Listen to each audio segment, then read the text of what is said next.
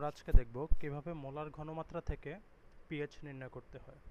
এখানে আজকের প্রথম সমাধানটি হচ্ছে 0.5 মোলার সালফিউরিক অ্যাসিডের পিএইচ কত। প্রথমে আমরা যেটা করব সেটা হচ্ছে এখানে সালফিউরিক অ্যাসিডের ঘনমাত্রা হচ্ছে 0.5 মোলার। এটাকে যখন আমরা পানিতে দ্রবীভূত করব তখন এটা হচ্ছে 2H+ এবং SO4 2- এ আয়নিত হয়ে যাবে। তাহলে এখানে H+, একটা H+এর জন্য যদি 0.5 হয় তাহলে দুইটা H+এর জন্য 0.5 × 2 হবে = 1 মোলার হবে। তাহলে আমরা জানি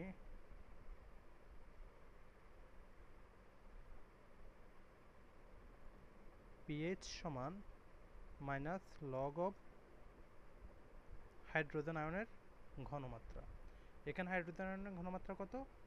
1 মোলার। সো log 1, আমরা জানি কি log 1 এর ভ্যালু কত? 0। তাহলে এখানে pH হবে হচ্ছে 0। Thank you.